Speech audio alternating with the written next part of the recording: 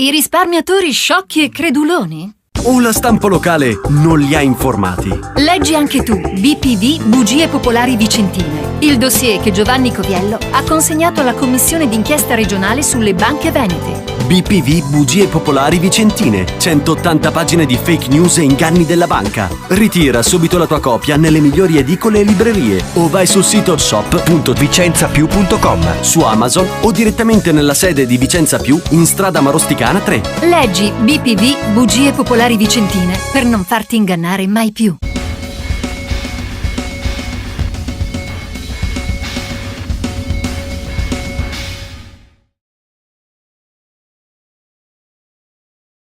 Io dico sempre, no, quando mi scrivono, premete perché vengono attuati gli impegni, con un nome, con un altro.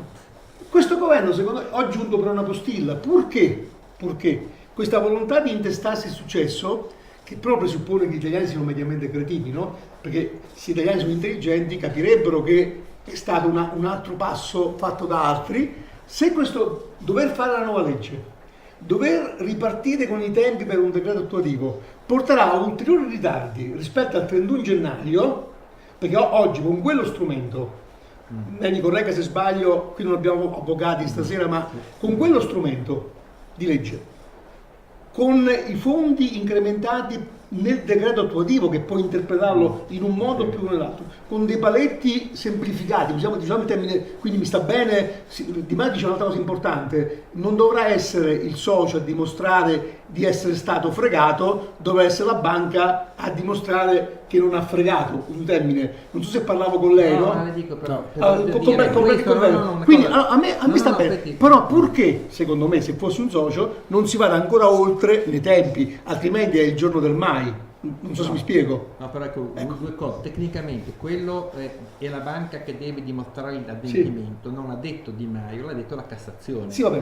No, è un principio già esistente, cioè essendoci un obbligo a carico dell'intermediario di prestare consulenza, certo. E chi ha prestato l'obbligo del facere che deve dimostrare di averlo fatto, non il risparmiatore che deve dimostrare di non averlo. Di Maio l'ha esplicitato. Il governo attuale ha esplicitato che non sarà onere del risparmiatore dimostrare di essere stato truffato, casomai sarà onere delle banche in liquidazione a questo dimostrare che invece che hanno operato correttamente. Quindi questo dove semplifica praticamente, perché è un passo avanti. La Cassazione è già esistente, meglio ancora, così non ci dobbiamo fidare da un politico, perché ci possiamo fidare della Cassazione, con tutto il rispetto per i politici, con tutto il rispetto per la Cassazione, che a volte pure lì va bene. Comunque meglio così, perché è un passo di semplificazione, perché oggi è difficile ipotizzare che una banca in liquidazione, che ha ben altri obiettivi da raggiungere, visto che poi non pagherebbe lei questi denari, si mette a contestare le singole pratiche dicendo no, io lì il socio Gianni Miazzo quel giorno lì c'aveva il MiFID giusto, non penso che lo faccia, quindi va benissimo così. Mi ha tranquillizzato, perché se la Cassazione siamo ma Di Maio l'ha ribadito anche politicamente, questo se viene attuato va benissimo. Quindi ecco, quindi io dicevo, chiunque si intesti il successo, io parlo da persona, non da bandiera, a me va benissimo. Poi faccio la domanda a Samiazzo, così do la possibilità a lui di rientrare in gioco, sempre in prospettiva del fare, no? Non del ma se avessimo, se avessero, se... e siccome l'impianto da cui si parte, che può essere cancellato e superato dalla nuova legge politicamente per scriversi in merito, ma purché non perdono tempo, aggiungo io, in quell'impianto lì, no, ci sono dei non limiti. Per esempio, ritorno su un argomento con Rocca, se è vero che lei diceva un avvocato, un commercialista non può appellarsi a questa legge perché non poteva non sapere, no? Non può dire di essere stato ingannato. Allora noi abbiamo presentato, e cito me stesso, perché quando su Facebook mi insultano, no? Dovrebbero, ripeto, lavarsi la bocca, letteralmente. Perché noi abbiamo fatto un libro, che non è un libro di autori, no? Non è un libro, abbiamo riprodotto, lei ne ha presi un tot che ne servivano anche, noi anche altri.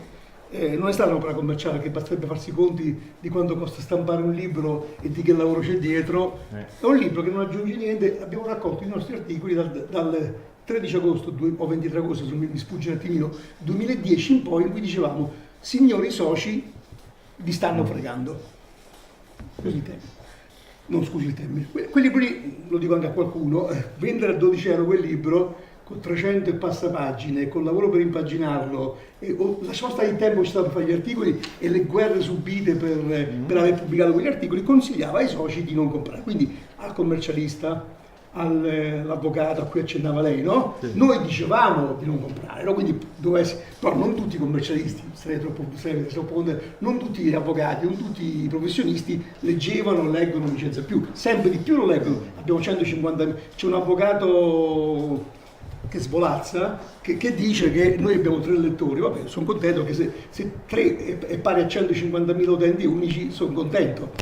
Allora dico, noi abbiamo consegnato alla commissione d'inchiesta regionale, le commissioni d'inchiesta servono più che altro eticamente, non è che poi portino, però comunque sono documenti che ci sono. La seconda commissione d'inchiesta ha ritenuto opportuno audire come giornalista soltanto il sottoscritto, e poi c'è un elenco di 25 giornalisti a cui scegliere quelli da audire soltanto me. Mi hanno chiesto di portare documentazione, io ho portato come documento una serie di articoli che ha scritto il giornale di Vicenza, che è il giornale a Vicenza più letto, no? Sempre meno adesso, ma era il più letto, no? Giusto? In questo libro, che anche lei ha acquisito come atto, diciamo, no? E l'ha acquisito la commissione, ci sono scritte tutte le informazioni. Sì, tutti gli articoli, scusi, la Vicenza. Sì, vabbè. Allora, quelli fuori Vicenza, secondo me, avevano ancora meno informazioni di quelli che vivevano a Vicenza. Se quelli che vivevano a Vicenza avevano informazioni tipo quella data dal presidente dell'ordine dei commercialisti dell'epoca, dottor Poggi, che era membro supplente del collegio sindacale della Banca Popolare di Vicenza, e invece aveva un ruolo effettivo in Banca Nuova, che diceva nel 2015, sta qui dentro, comprate perché va tutto bene, lo diceva il presidente dei commercialisti di Vicenza, che stava nel membro supplente e membro effettivo. Io non so quanti avvocati, notai, stiamo parlando già di un range più, potesse veramente conoscere come stava messa la banca, se le comunicazioni ufficiali della banca, tutti i comunicati stampa, che spero non abbiano tolto dal sito, molti abbiamo pubblicati noi, dicevano che andava tutto bene, tutto sempre meglio, cresciamo, compriamo filiali e così via. Chi sapeva che dal 2001 c'erano procedimenti in tribunale arenati? Chi sapeva che c'era un vicepresidente che si era dimesso? No, infatti, quindi voglio dire, dal 2012 in avanti tutti hanno. Sì, ma io dico anche prima, perché questo qui racconta fatti di prima. Questo libro qui, il nostro, orgogliosamente, di cui sono tristemente orgoglioso, perché dicevamo ai soci, forse ogni giorno che passava il forse lo toglievamo, vi stanno fregando. Quest'altro giornale che ha più informazioni di noi, perché è di Confindustria, è 2 membri di Confindustria, non dimentichiamolo, facevano parte del CDA di Banca Popolare di Vicenza, uno è tra gli imputati. Questo giornale diceva, signori, ma no, vedi che addirittura c'erano delle Sorato aveva annunciato delle azioni legali contro le società di rating, a cui la banca commissiona i rating, no? E la gente se il dottor Poggi, che penso sia un professionista di livello, che pure aveva accesso a certi dati, diceva va tutto bene, nelle due l'una, o il dottor Poggi era in malafede e non lo voglio credere, o il dottor Poggi non c'aveva neanche lui i dati, mi sono spiegato. Quindi, però questa non è filosofia, io ci rifletterei un secondo sul fatto che le persone che hanno acquistato, poi le aziende è un discorso diverso, così via, avessero accesso a informazioni tali da fargli decidere eventualmente di vendere le azioni, perché non è un caso che molti, il problema degli scavalcati dove nasce? I più furbi hanno venduto prima, o hanno venduto azioni scavalcando altre persone che veramente erano informate. C'è chi ha venduto 6 milioni di euro di azioni, no? Ci sono anche personaggi sicuramente, cioè se un Giuseppe Zigliotto vende 6 milioni di euro in cassa per vendere al massimo le sue azioni, allora o lui è stato molto bravo che ho fatto insider trading, no? Diciamocela tutta, no? Perché sappiamo come si è messa la banca e ha venduto, e qualcuno l'ha fatto vendere prima di altri, lo stabilirà la magistratura, però c'è scritto negli atti che ha venduto quando altri non gli viene fatto vendere, no? Magari 10.000 euro, però 6 milioni li ha incassati, però lì sarà la magistratura. Renzo Rosso certamente non ha fatto operazioni di speculazione, no? Perché aveva 300.000 euro di azioni, no? Ma se Renzo Rosso ha venduto 300.000 euro di azioni scavalcando altri, allora qui c'erano i più informati e i meno informati. non sto contestando quello che dice lei, sto dando, secondo me, bisognerebbe andare a esaminare i singoli casi in cui, secondo me, gran parte dei professionisti di Vicenza, se non li pensiamo tutti in malafede, erano tutti male informati. Poi di questi professionisti possiamo dire che c'è chi ci ha guadagnato e chi ci ha perso, perché molti poi sono messi sul carro di andare a difendere i soci su cui magari hanno qualche responsabilità. Dottor Miazzo, dottore Gianni, Gianni, siamo omonimi. Gianni, siamo quasi omonimi. Io farei, do tutti i tempi di cui ha bisogno, in termini urbani, poi facciamo un giro, una chiusura rapidissima con lui, una chiusura rapida con Rocca, così questo incontro lo chiudiamo qua. Insomma, siamo andati più lunghi, ma penso sia anche opportuno scambiarsi un po'. Prendiamo come una come si chiama quelle trasmissioni in cui si fa talk show, però coi dati, questo è importante. Prego, ecco, allora io dico... Ecco una cosa, scusi un secondo, sono dimentico. 1.574 milioni, mi sono preso la chicca di dire che Di Maio, che spero, sono convinto da un lato e spero dall'altro che applichi quello che ha detto, aggiungendoci che poi quel fondo si può andare a rimpinguare. Quelli sono quelli attuali. Quelli attuali. No, attenzione, io direi anche a Di Maio, visto che io rispetto le istituzioni, no? Posso essere d'accordo con certi passi, di questo governo alcune cose mi piacciono, altre un po' meno, come è normale che sia, ma se fa questo io sono d'accordo con Lega e con 5 Stelle. Se estende quel fondo a altri, se dovessero, perché magari la gente si è stufata, neanche chiede soldi, no? Perché non dimentichiamoci che c'è una parte di soci che sono stancati, non ci dormono la notte, no? Speriamo che tutti vengano informati, perché anche qui non c'è stata una grande informazione su questa evoluzione, perché se lei guarda tutti gli articoli su 1000 proroghe degli ultimi mesi e del DEF, soltanto dopo le indicazioni di Di Maio è uscito fuori qualcosa, ma nessuno ha parlato degli emendamenti a Roma. Quando noi, do atto, come mi ha ospitato un'altra associazione con Baretta, dall'altra parte, mi hanno ospitato loro come uditore, ho partecipato agli incontri alla Camera, e nessuno aveva parlato che nel 1000 proroghe si parlava anche del decreto attuativo della 205 o quello che sarà. Nessun giornale, la sfida a trovare una riga sui giornali. Poi dalle dichiarazioni ogni tanto c'era la sparata locale di Bidonci o di Villarosa di 5 Stelle, vabbè, si dava spazio sul giornalista più o meno amico,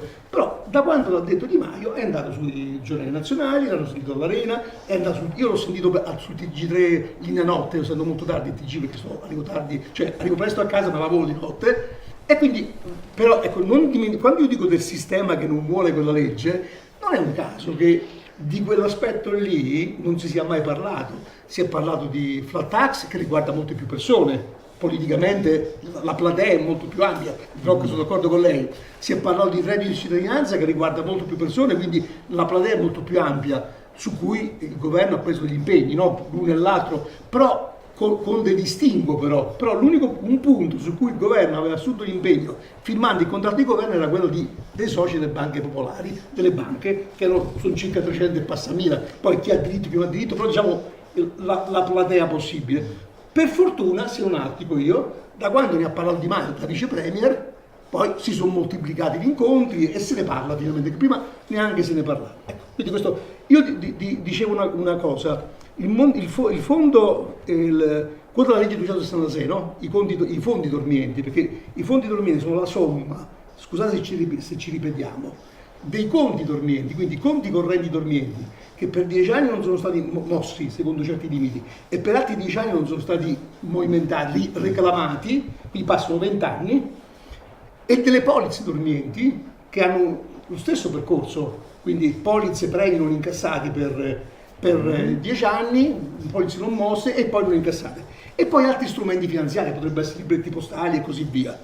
Allora, l'altra cosa che vorrei che a tutela dei soci, se oggi si parla di 1,5 miliardi e Di Maio ha preso l'impegno di farli convergere come da legge 266 e come da 205 o quella che sarà, di farla convergere sui soci delle banche, sui soci, anche gli obbligazionisti in effetti, perché scritto chi ha avuto danni, quindi anche gli obbligazionisti.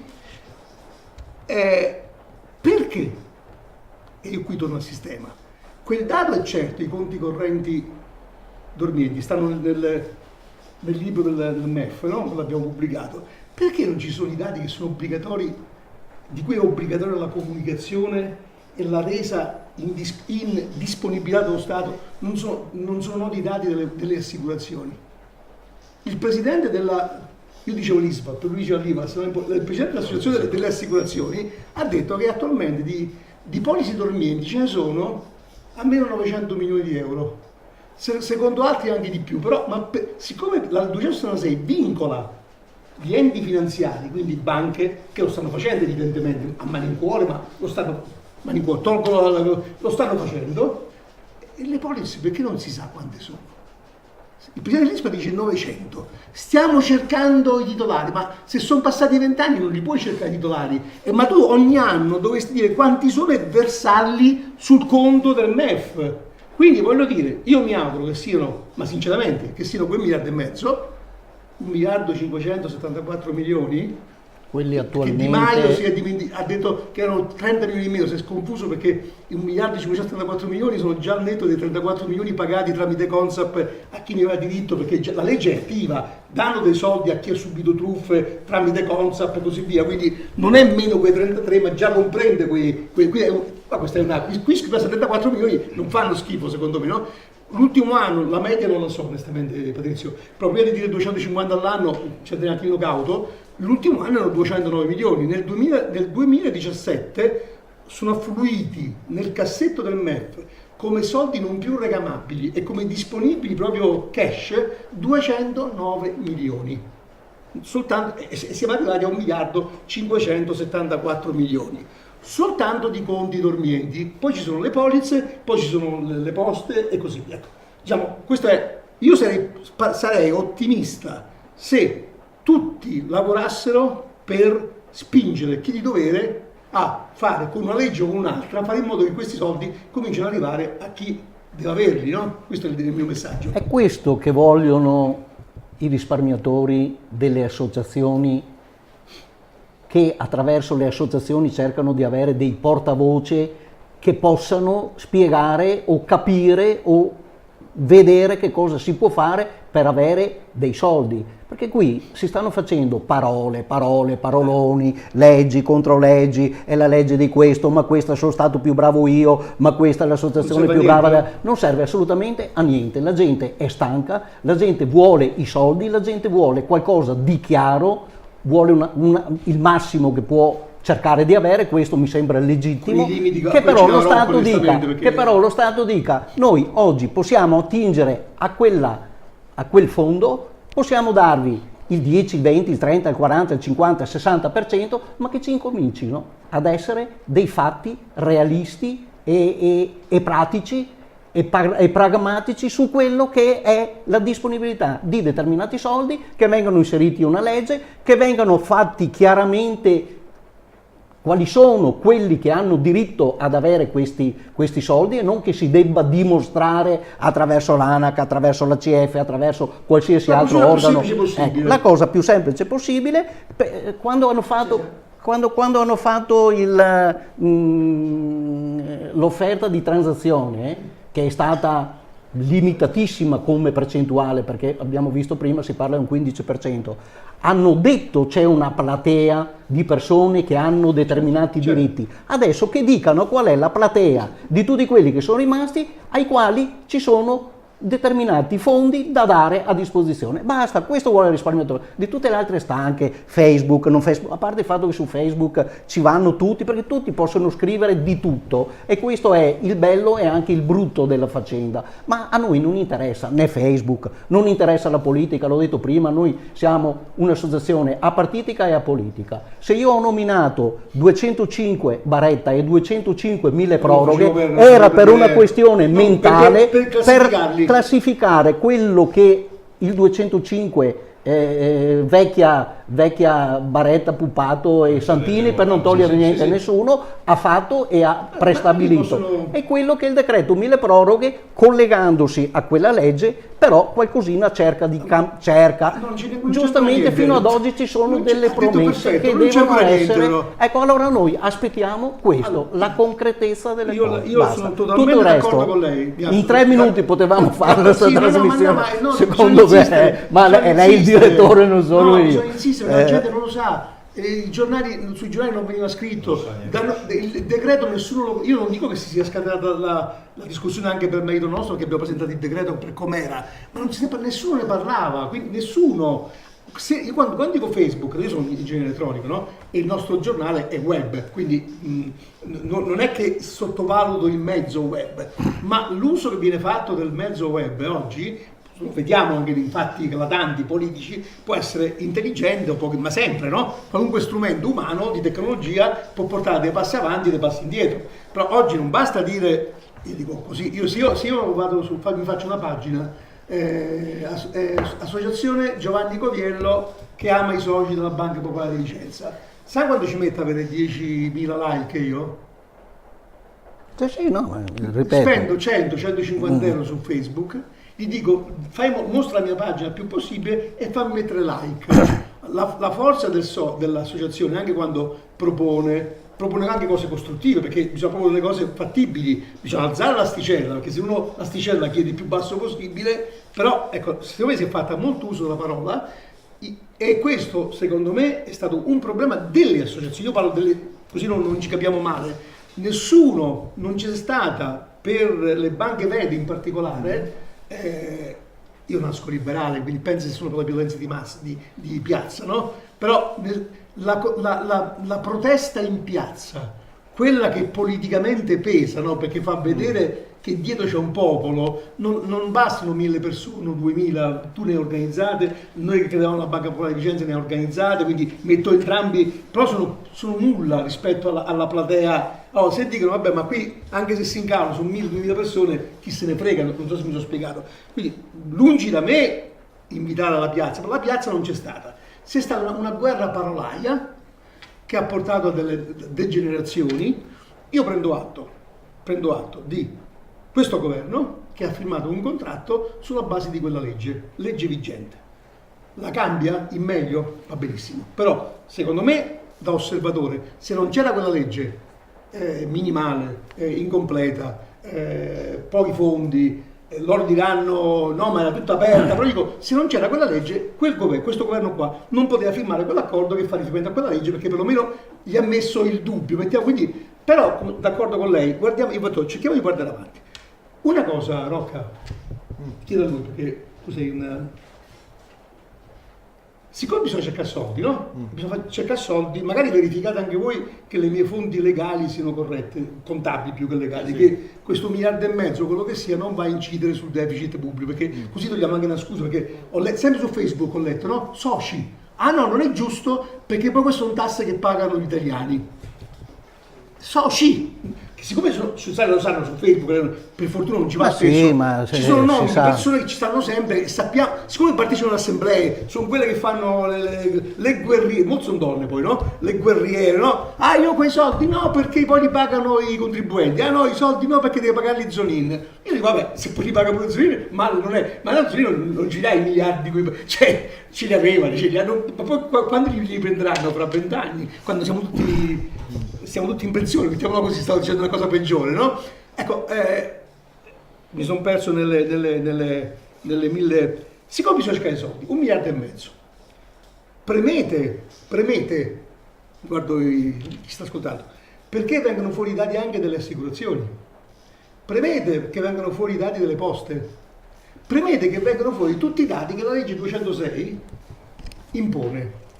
Apro una parentesi, la legge 206 è stata approvata, 266 chiedo scusa, ma qui ormai quei numeri, per fortuna non è né di Baretta, né non so chi c'era all'epoca, ma non diamo i nomi, non diamo Tremonti, è stata la legge Tremonti, vedi? Ha fatto una buona legge secondo me, non solo oggi, 266 è stata approvata il 23 dicembre 2005, il decreto attuativo della legge 266, si ricorda di quando è? 10 anni dopo? No, prima, 2009. 4 anni. 4 anni. Ci hanno messo 4 anni a dire, oh signori, tirate fuori i soldi. Ecco, cercate di fare in modo che la 205 non ci metta 4 anni perlomeno, no? O la Pippo Pluto e Paperino, insomma, così ci ha messo 4 anni a... Non siamo noi che dobbiamo cercare di fare questo. Potete, perché voi secondo me potete dedicare le risorse di pressione per concentrarsi sugli obiettivi veri, non sul stato più bravo. Poi alla fine sono d'accordissimo, 100%. No, io dico, diciamo sono 100%. due gruppi, no, grosso modo. Uno dice no, ma io la smetterei di nominare questi due gruppi. Siamo tutti stati in qualche modo danneggiati da quello che hanno fatto le banche, basta. Chi difende i risparmiatori deve dire che è stato danneggiato da quello che hanno fatto le banche, i bilanci, non bilanci. 574 milioni, ogni anno maturano altri milioni, 100, 250, vediamo anno per anno, è un dato di bilancio. Si prema, si chiede l'impegno, siccome si parla di legalità e di onestà, no? Che anche le assicurazioni, se mi sfugge il dato, mi venga dato dalle assicurazioni, dall'associazione di categoria, di quante sono le cifre che dovrebbero stare nel cassetto del MEF, non ci stanno, poste e così via. Perché non si parla di poco, su tanti altri soldi. Qui squiglie, e qui il giro finale lo facciamo con loro due. Proprio un giro piccolino. Banca Intesa, che lei diceva cominciano le guerre di Banca Intesa.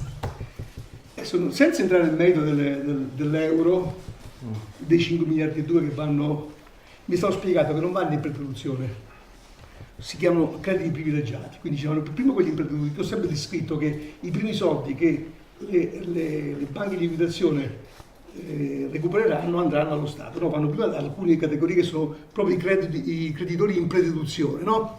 Che sono importi non grossi comunque. Poi il decreto legge del 99, quello che è nato in una notte, dicono, secondo me è nato in qualche anno perché era quello l'obiettivo, classifica i suoi crediti come crediti privilegiati, quindi vengono prima dei chirografi, vengono prima di tanti altri, quindi comunque dopo saldate alcune situazioni e alcune neanche sono da saldare, che sono i dipendenti che sono già a posto, diciamo, no?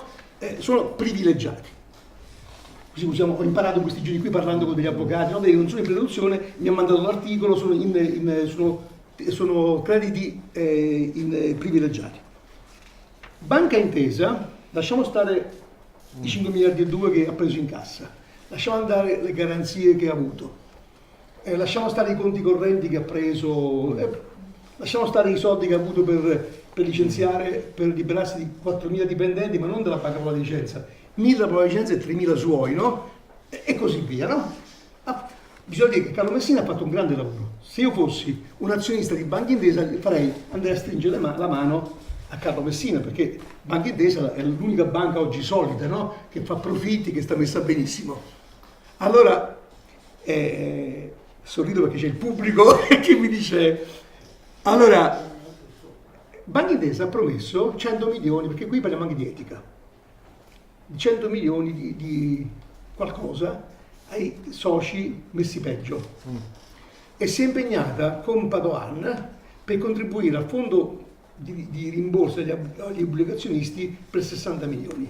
Ad oggi i 100 milioni di Banca Intesa sono fermi, perché ha detto finché mi fanno causa io non do soldi, no? A parte che sono soldi in titoli, no? Quindi poi non sono soldi cash, poi pare che diventeranno cash, comunque sono 100 milioni, no? Prendiamoli per buoni, più 60 per gli obbligazionisti, di cui sono stati incassati soltanto 40, però pagati dal fondo interbancario. Questi 160 milioni, no?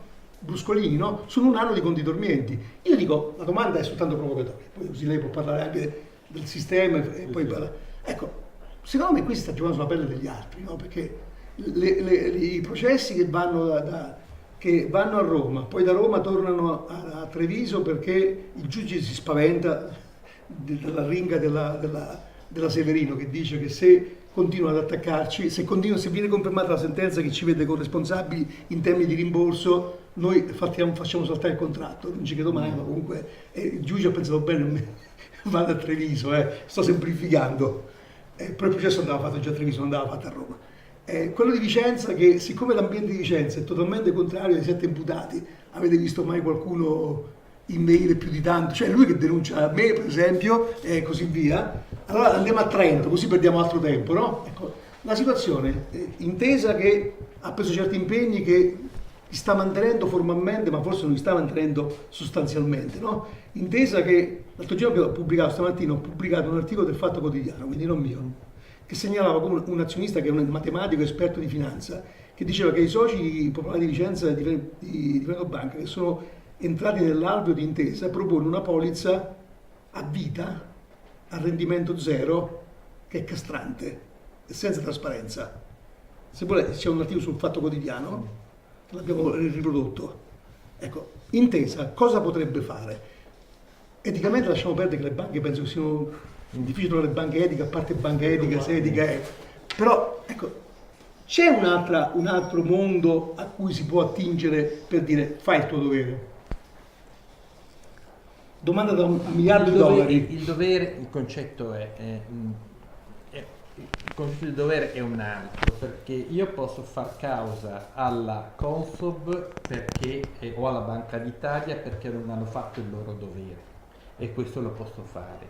Banca Intesa in questa vicenda non ha dei doveri, è stata beneficiata da Padoan con 5 miliardi di euro, che era un regalo del tutto ingiustificato. Però il problema è questo: nel momento in cui una banca decide di acquistare delle attività e delle passività il cui valore è equivalente, e dal momento che oggi il mercato non attribuisce alcun valore di avviamento alle attività, alle passività, le paga €1. È come se chiunque di noi dicesse: bene, io ricevo da un lato 10.000 euro e dall'altro mi assumo un debito di 10.000 euro. Certo. Sono due poste pari e pago €1 per averle. Quindi il punto di Banca Intesa non è tanto il fatto che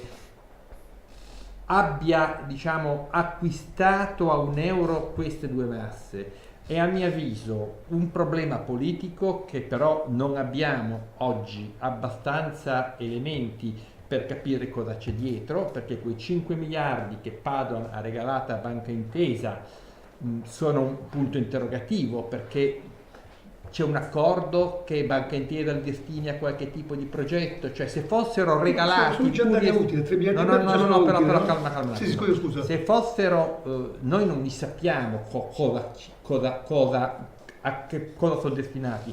Io posso immaginare Banca Intesa oggi in borsa sta crollando perché sta crollando? Perché ha nel cassaforte 75 miliardi di titoli del debito pubblico, sì, e gestisce 400 miliardi di risparmi di italiani nei suoi fondi investimento. Magari se Padoan ha detto a Banca Intesa: io ti regalo 5 miliardi perché lo Stato, la BCE me lo consente, però tu ti impegni questi titoli di Stati a non venderli, allora però sarebbe un 5 miliardi non dato per le banche, sì, ma per un'altra filosofia. Visto che noi non sappiamo la vicenda, è difficile parlare di quei 5 miliardi. Cioè io tutto sommato la vicenda come è stata raccontata, questi Padoan andrebbe messo in galera e 5 miliardi tornare allo Stato. Se poi dietro c'è qualche cosa non lo sappiamo. Magari se pure lo sapevano, magari, no? Il problema però di Banca Intesa è questa. Quello che a mio avviso non sta facendo bene Banca Intesa e sta chiedendo a tutte le aziende affidate di rientrare dagli affidamenti, e questo era parliamo dei crediti in bonus praticamente Banca Intesa si è presa solamente i crediti in bonus, e nonostante siano crediti in bonus sta chiedendo alle aziende di rientrare, a tante, non so a tutte, però tanti che conosco si sono sentiti chiedere da Banca Intesa e deve rientrare, o comunque io le riduco il fido, e questo non è etico, perché i depositi sono rimasti, mentre quindi le passività, cioè i depositi, cioè la provvista per finanziare i crediti c'era. È come se io dicessi: io ti compro 10.000 miliardi, io ricevo 10.000 euro di crediti e 10.000 euro di debiti, poi però i crediti li riduco da 10.000 a 5.000, e allora a questo punto c'è uno sbilanciamento. Questo non è corretto. Per quanto riguarda i 100 milioni, devo dire che Banca Intesa nel momento di euforia pensando di voler fare la grande, aveva pensato un trucco: do 100 milioni ai poverissimi, così faccio bella figura. E questa gente però resta da me 5 anni, e quindi è come se c'erano delle condizioni. Restano per 5 anni, quindi al massimo 3.000 euro all'anno per 5 anni, per 15.000 in titoli, quindi voleva dire beneficiare 6.000 persone, perché 15.000 per 6 fai 7.000 persone. Quindi io scelgo 7.000 persone, gli do dei titoli, li vincono per 5 anni e faccio una bella figura. Quando ha capito dopo che questa strategia di marketing non era pagante, ha trovato un modo, mi viene pure troppo elegante, per uscire dicendo: visto che fanno causa, allora a questo punto non mantengo più. Non è un modo elegante. Io mi auguro invece che quei 100 milioni che dovevano essere stanziati confluiscano nel fondo per tutti i risparmiatori. Questo sarebbe più corretto. I 60 degli obbligazionisti è un dettaglio. Ma no, i 60 però, quello, io non l'ho seguita quella vicenda, però mi sembra che quelli li abbia pagati, non lo so. No, perché io un avvocato abbastanza noto di Genova, di Rella, che ringrazio, che ci leggono anche da Genova, nonostante certi moscerini che dicono che non ci leggono, no? Allora ha detto che ha sollevato un problema che comunque nella platea di problemi non è enorme, ma sono 300 milioni di obbligazioni subordinate di Popolare di Vicenza, che sono di cui 80 milioni, di cui 40 pare siano stati liquidati. Lo Stato si era impegnato a liquidarli, l'80% a carico e 20% ci pensava Intesa, no? Sì. Comunque di operazioni completate sono circa per un ammontare complessivo di 40 milioni, rimangono appesi un sacco di obbligazionisti, però parlo di retail, non parlo di professionisti, quindi perché è vero che sono pochi, però sono sempre 300 milioni meno 40 sono 260 milioni. No, ma quanto avevo capito di quegli articoli diverso, c'erano 300 milioni, dei quali l'80% a carico dello Stato, 60 a carico di Intesa. Bene. Lo Stato gli 80% lo ha liquidato, quindi 240 li ha liquidati. L'Intesa dei 60 ne ha dato 40 e non 20, quindi si tratterebbe di 20 milioni. Intesa, poi stasera pubblicherò un addendum, perché anch'io avevo delle confusioni, comunque sono fuori ancora circa 240 milioni dei 300. Comunque allora questi sono problemi, però questo può sembrare marginale, però non vorrei confondere, non lo aggiungiamo se no il concetto.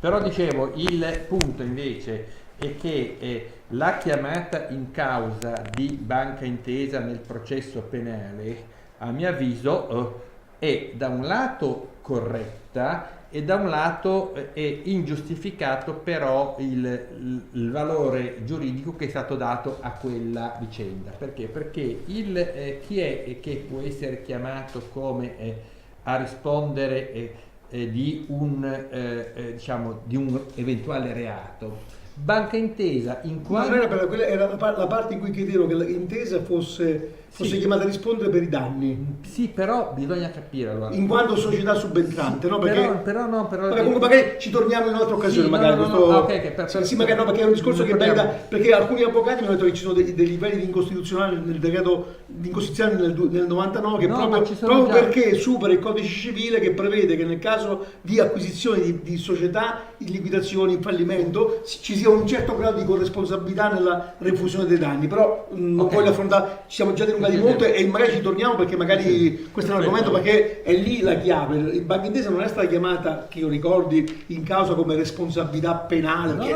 non può averli commessi Banca Intesa, per dire quelli a cui andremo a chiedere i danni nel caso in cui fosse conclamato il reato di quelli che sono imputati, chiediamo al giudice che si possono chiedere anche da Intesa. Questa era però il problema è questo, non tanto, vediamo di capire, una cosa sono il fatto che da un reato possono derivare danni a vari soggetti. Esatto.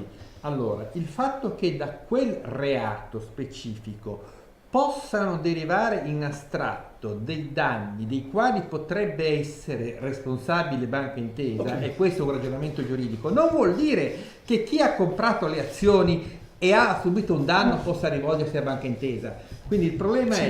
Ma alcuni giudici stanno seguendo una strada, altri giudici seguono l'altra. Cioè, una cosa in generale, c'è stato un reato, da questo reato sono derivati dei danni, chi paga? Ci sono dei soggetti che potrebbero essere, non è stato detto quali danni, hai capito? Questo così come le dico nell'ambito... No, ma infatti lì la controversia era sul poter chiamare a risponderne, poi dopo il giudice avrebbe giudicato se... Qual è il danno? Lì eticamente, come diceva lei, non ci ha fatto una gran bella figura, perlomeno... Ok.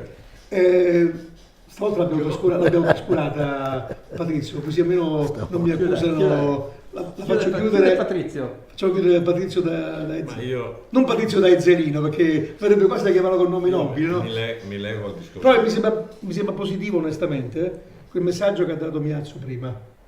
Andiamo, superiamo i nomi, cognomi, indirizzi e andiamo al concreto per quello che serve ai soci. Io l'altro giorno anche la esortavo a questo, no? Dico, cerchiamo di cassare con le polemiche. Non so se hai visto il tuo video, ho detto, se torna a parlare con i suoi associati mi fa un grande regalo, per quanto possibile non parlate del come, perché Tizio, perché Caio, perché il prete, perché il vescovo, perché l'avvocato, parlate come andare in fondo in questa strada che si sta delineando, che mi sembra che sia una strada da percorrere, no? Ce lo auguriamo, è l'ultima spiaggia. Dopo, è l'ultima spiaggia. Se viene acquisita, se viene costruita questa strada, discutiamo pure, vi ospito per dire di chi è il merito della progettazione, no? Però l'importante è che la strada porti da qualche parte, che non porti in un burrone, no? Che non ci sia il ponte Morandi dei risparmiatori, no? Fermo restando, perché secondo me questa legge, questa idea, la chiamo legge perché è quella che c'è, ripeto, per me che sia un'altra non mi cambia i temi, per me giornalista, purché non si allunghino i tempi. Questo è anche innovativo perché dice, se qualcuno ha preso dei titoli senza sapere,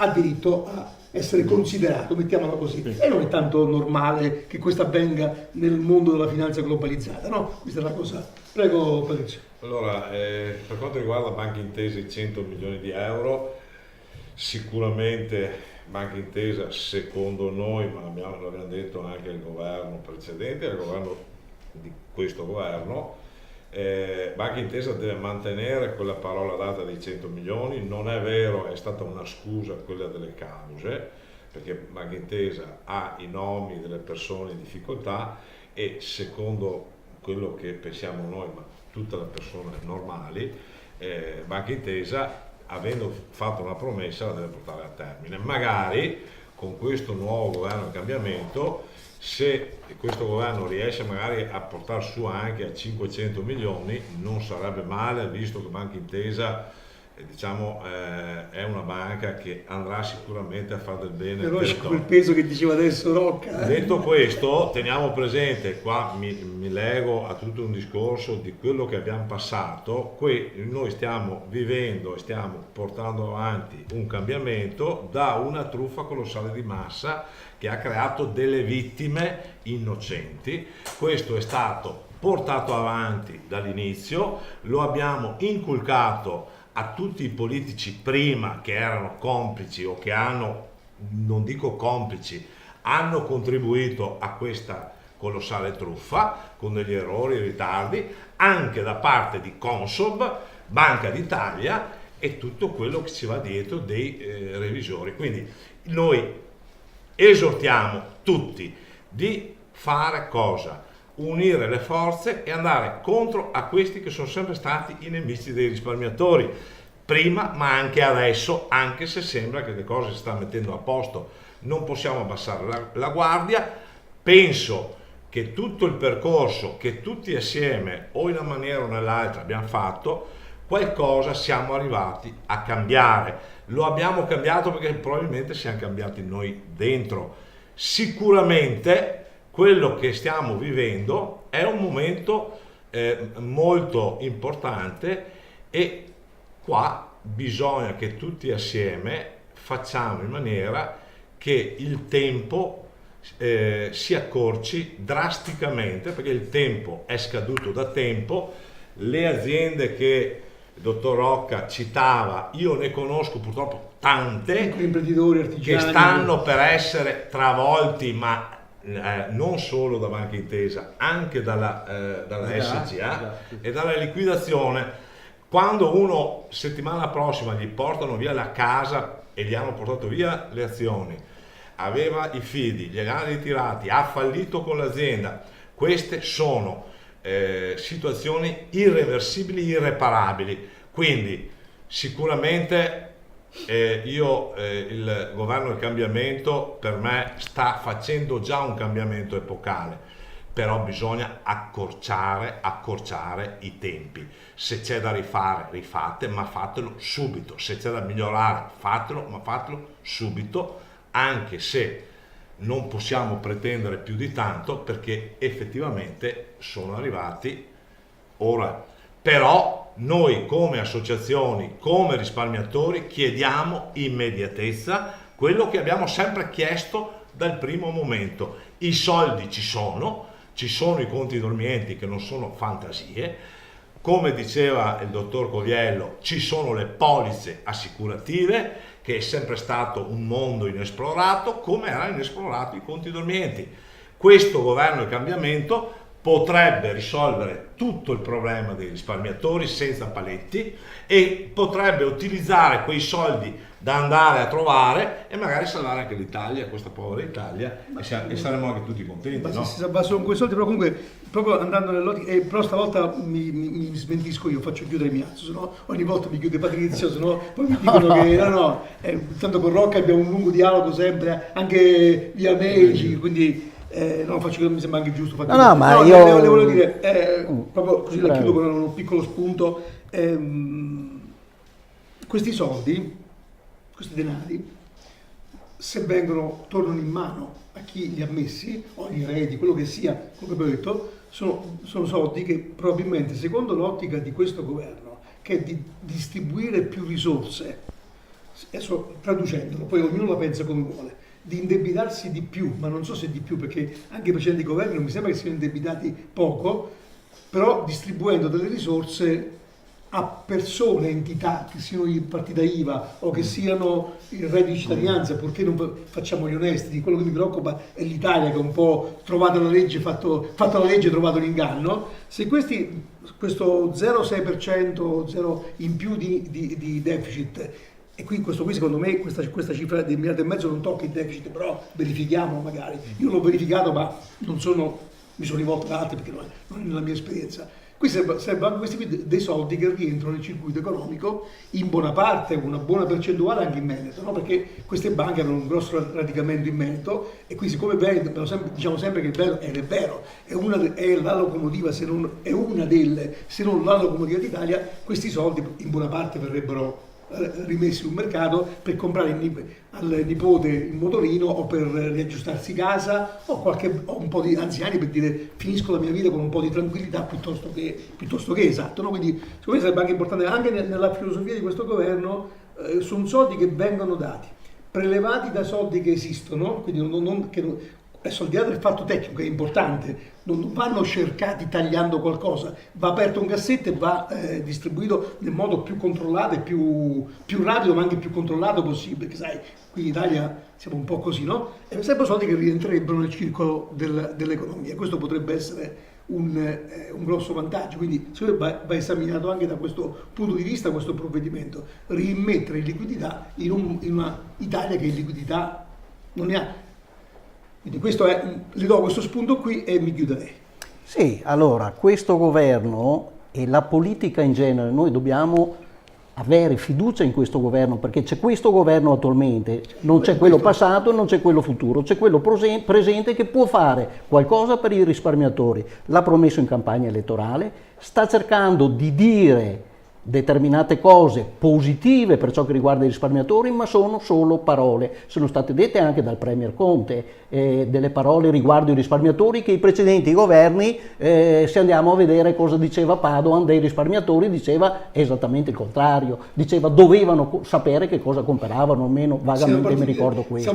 Quindi voglio dire, se questo governo si prende a cuore il problema dei risparmiatori, i risparmiatori sono tanti in Italia. Secondo l'articolo 47 della Costituzione, oltretutto, il risparmio viene garantito e tutelato. Ci auguriamo che questo governo faccia finalmente qualcosa, perché non ce la facciamo più andare avanti, come diceva Patrizio prima, fra le aziende, ma non solo le aziende, ci sono anche dei privati che sono arrivati purtroppo al suicidio perché non sapevano più come arrivare a fine mese. Parliamo di piccoli imprenditori, parliamo in cui la persona si distingue dall'attività, di centinaia di migliaia di risparmiatori che gli è mancato tutto. Allora speriamo che il governo si faccia carico di questo impegno e che creda e che dica i risparmiatori vanno aiutati, perché se il governo vuole, come abbiamo visto, noi che non siamo dentro il MEF, ma dentro il MEF io credo che ci sono delle persone, come in tutte le aziende ci sono quelli bravi e quelli meno bravi, però ce n'è anche di molto bravi e sapranno dove trovare i soldi, come incrementarli e che cosa fare per i risparmiatori. Basta che si prendano a cuore che questo è un qualcosa da fare, perché, ripeto, con le parole non si va più avanti. Io vi invito, siccome questo incontro questa volta, anche perché partiamo da qualche dato in più, qualche promessa in più, se possibile vorrei rincontrarvi, come invito sempre altri, per cominciare ad affrontare anche altri aspetti che, se come mi auguro questo aspetto verrà risolto, però pressiamo perché vengono attuate, c'è tutto quell'altro mare magnum inesplorato degli NPL, dei crediti a sofferenza. Certo, qui ci vuole, è un problema parallelo, ma forse più pesante delle perdite in titoli, e questo è un problema veramente grosso, e quindi non è che ne abbiamo parlato prima con Federcontribuenti, però questo è un problema enorme, Quindi, tra l'altro, se passasse, e chiudo qui, se questa operazione di rimborsare o ristorare chi è stato ingannato andasse in fondo, potrebbe contribuire a reinstaurare a un primo passo, che sta difficile ricostruire la fiducia dei risparmiatori nella borsa, negli investimenti, perché oggi i risparmiatori a questo punto una volta dicevano i bot sono tranquilli, le azioni sono pericolose, le banche popolari sono come se fossero dei bot, perché siamo tranquilli. Adesso le banche popolari, perlomeno questo livello, abbiamo visto che esiti hanno portato. Le azioni in questo momento o si è veramente esperti o amanti del rischio e possono portare grandi regali. I bot, sappiamo benissimo qual è l'altro grosso problema, che i bot non è soltanto un problema delle banche, ma quello è enorme, perché le banche italiane sono piene di bot nello stomaco.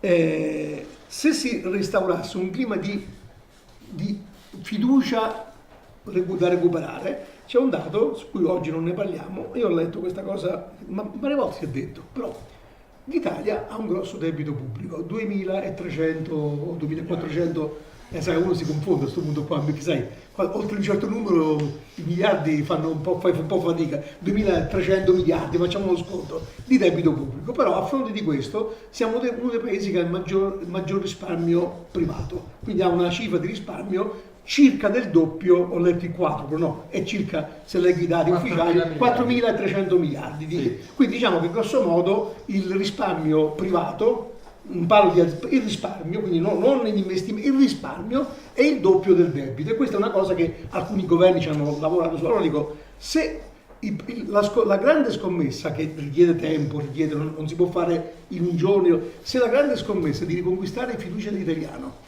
che dice ma questi risparmi che io ho in azioni non posso metterli, cioè dove li vado a mettere? Me li porto all'estero, perché ricomincia il circolo. A me risulta che molti soldi stiano defluendo, quindi anche il pensionato che se ne va in Bulgaria piuttosto che, oppure se si creasse, questa è utopia oggi, se si creassero gli strumenti finanziari realmente assistiti da garanzie, per cui una parte di quel risparmio privato italiano servisse a comprare, fosse una cosa irrealizzabile, riacquistata la fiducia e grandemente garantiti, acquistare una parte del debito pubblico, saremmo forse meno dipendenti dai mercati, dagli spread e così via, perché una parte del nostro debito, siccome ne avremmo, non sono un economista, ma ne avremmo le possibilità, potremmo ricomprarcelo da soli, e invece che farlo comprare alla Germania. Dico Germania tanto per essere un po' sovranista pure io, anche se la Germania fa un grande affare con gli spread che vanno su dell'Italia, perché finché non la faccio fallire ci guadagno un sacco di soldi con i punti più di Stato. Ecco, Secondo me, se il governo cominciasse a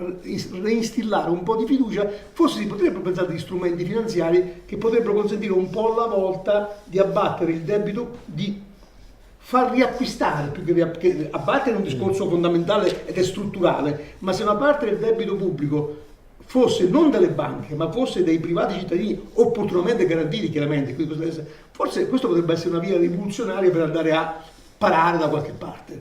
Rocca, questo è un tema che potremmo affrontare magari, no? Certamente. Perché sono 2.400 circa miliardi di debito e 4.300 circa di risparmi che stanno da qualche parte in Italia. Se non ci fossero i risparmiatori, non però, so che fine avrebbe fatto l'Italia, perché sono una garanzia per l'Italia i risparmiatori. Ci sono 2.000 miliardi di risparmio che sono gestiti, di cui 500 miliardi generali, 400 miliardi e Banca Intesa e gli altri 1.100 miliardi e 2.300 miliardi sui conti correnti. Quindi non è che non sappiamo dove però sono. non può essere miracoloso, però potrebbe essere finalizzato. Vabbè, comunque io vorrei parlare in futuro di NPL, di debiti o crediti, dipende da dove li guardiamo, e di queste risorse che lo Stato ha, perché siamo persone che comunque risparmiano, non poi alla fine, che forse con una visione un po' più ampia non soltanto quotidiana delle dichiarazioni di pancia, potrebbe aiutare a rimettere in carreggiata questo paese. Forse non lo vedrò io questo domani, ma